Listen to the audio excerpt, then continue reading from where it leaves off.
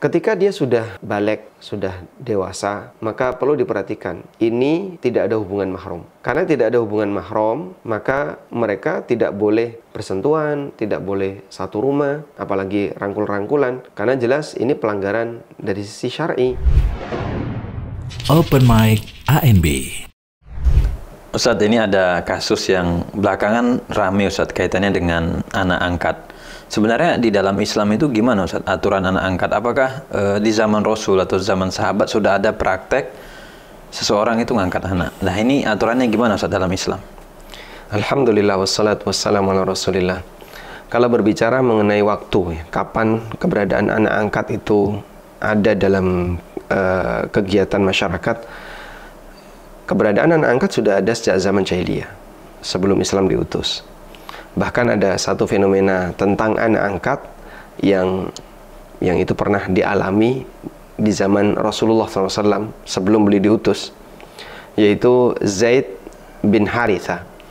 Zaid bin Haritha sebenarnya adalah budaknya Khadijah, kemudian dibebaskan oleh Khadijah dengan syarat, kamu harus melayani suamiku. Akhirnya diambil oleh Nabi SAW sebagai anak angkat, sampai dikenal dengan sebutan Zaid bin Muhammad, sehingga nama ayahnya diganti dengan nama Nabi SAW. Kemudian ketika Islam datang, praktek seperti ini dilarang oleh Allah Ta'ala. Lalu turun firman Allah di surat Al-Ahzab. Allah Ta'ala mengatakan, وَمَا جَعَلَ أَدْعِيَاءَكُمْ أَبْنَاءَكُمْ. Allah tidak menjadikan anak angkat kalian sebagaimana anak kandung kalian. Maka dari sini kita bisa melihat bahwa anak angkat ada dua makna ya. Yang pertama, anak angkat sampai pada tingkatan ganti nasab, sehingga yang seharusnya A bin B, tapi karena A ini diangkat oleh Z sebagai anaknya, maka kemudian diganti dengan A bin Z atau A bin X, padahal aslinya A bin B. Nah, praktek seperti ini dilarang dalam Islam karena sampai mengubah nasab itu pelanggaran besar. Yang kedua, anak angkat dalam arti sebatas pengasuhan, sehingga seorang mengasuh anak orang lain, tapi tidak sampai mengubah nasab. Nasabnya tetap dinasabkan ke bapaknya, hanya saja dia tinggal bersama dengan orang tua asuhnya dan mereka berinteraksi dengan orang tua asuhnya. Praktek seperti ini diperbolehkan karena tidak sampai mengubah nasab. A bin B, lalu A diasuh oleh Z, tetap dalam akta kelahiran, kemudian dalam KK ya disebut A bin B, bukan A bin Z. Nah, cuman nanti ketika aturan masuk di KK, barangkali keterangan itu perlu ditegaskan ya, bahwa jangan menyebut sebagai anak, tapi mungkin disebut sebagai family lain atau anggota keluarga lain. Ada kalimat family lain itu diperbolehkan namanya, sehingga dengan demikian tidak sampai ada pernyataan kalau dia adalah anak yang mengasuh, tapi tetap dibinkan kepada bapak aslinya. Nah Ustaz, yang menarik tadi kan antara anak asuh atau anak angkat dengan orang tua itu kan berinteraksi gitu Ustaz ya. Mungkin mereka tinggal satu rumah atau gimana. Ini apa batasan Ustaz? Kita butuh batasan mana yang boleh, mana yang enggak. Karena yang rame belakangan itu Ustaz, antara anak angkat dengan ibu angkat itu terlalu dekat. Mungkin sampai level ya peluk atau mungkin cium gitu ya. Ya, apakah itu bisa kita artikan sebagai kasih sayang gitu ya? Atau ada batasan-batasan tertentu, terutama nanti kaitannya dengan mahram dan yang lain Ustaz? Itu gimana Ustaz? Baik, jadi bedakan pembahasan dari sisi nasab dan pembahasan dari sisi pelanggaran interaksi. Sangat mungkin anak angkat itu mahram, sehingga misalnya suami istri tidak punya anak ya. A dan B menikah dan dia tidak punya anak. Kemudian B ini seorang perempuan, dia punya saudara perempuan atau punya saudara laki-laki, dan saudara laki-laki atau saudara perempuannya ini punya anak laki-laki misalnya. Kemudian dia jadikan sebagai anak angkat. Berarti posisi anak laki-laki dengan B, wanita yang tidak punya anak ini adalah keponakan. Kalau keponakan bisa jadi mahram, mereka bisa berdua dalam satu rumah, mereka bisa berinteraksi sebagaimana mahram pada umumnya. Ya, meskipun tetap ada batasan aurat, sebagaimana wanita tidak boleh menampakkan auratnya walaupun di hadapan mahramnya, karena ada bagian aurat tertentu yang tidak boleh dia ekspos di depan mahram, hanya boleh diekspos di hadapan wanita yang lain. Kemudian mungkin juga anak angkat itu bukan mahram, artinya ya murni anak teman, anak orang lain yang nggak ada hubungan keluarga, bahkan sama sekali tidak ada hubungan darah misalnya. Mungkin kan terjadi seperti itu. Nah, ketika tidak ada hubungan keluarga, tidak ada hubungan darah, di sini yang perlu untuk dijaga adalah masalah interaksi. Baik anak angkat ini lelaki atau perempuan. Ketika anak angkat ini adalah perempuan, berarti interaksi dengan suami yang mengangkatnya atau bapak angkatnya. Ketika anak angkat ini lelaki, berarti interaksinya dengan ibu angkatnya.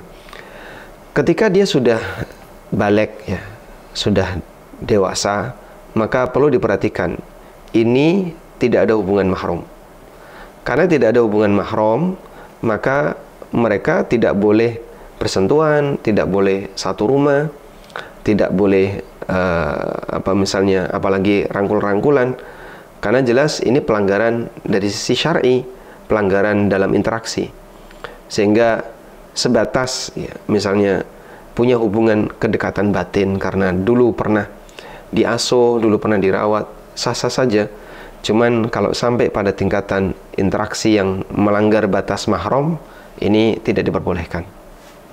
Baik Ustaz, tadi Ustaz di awal itu kan nyebut bahwa anak angkat itu kalau di kakak gitu ya, itu nggak boleh disebut sebagai si A anaknya si B. Kalau misalkan si B ini adalah bapak angkat gitu saja. Tapi di masyarakat itu suatu hal yang lumrah Ustaz. Dalam artian mereka berpikiran bahwa akan ribet urusannya kalau di kakak itu tidak dinasabkan ke orang tua yang ngangkat. Akhirnya langsung diubah. Itu kira-kira ada toleransi nggak? Dan kemudian hubungan dengan waris gimana Ustaz? Apakah kalau nanti di kakak disebutkan di situ sebagai anak kandung gitu ya? Apakah berubah statusnya sehingga dia berhak dapat waris dari orang tua angkatnya? Atau tetap nggak dapat? Itu gimana? Ada sebuah hadis yang serius sekali mengancam seperti ini. Hadisnya riwayat Bukhari Muslim, di mana Nabi SAW pernah mengatakan, "Man idda'a ila ghairi abihi wa huwa ya'lam fal jannatu alaihi haram." Barang siapa yang mengklaim dia anak orang lain, dia anak si A, dia anak si B, padahal dia tahu dia bukan anaknya A, dia bukan anaknya B, fal jannatu alaihi haram, maka surga haram baginya.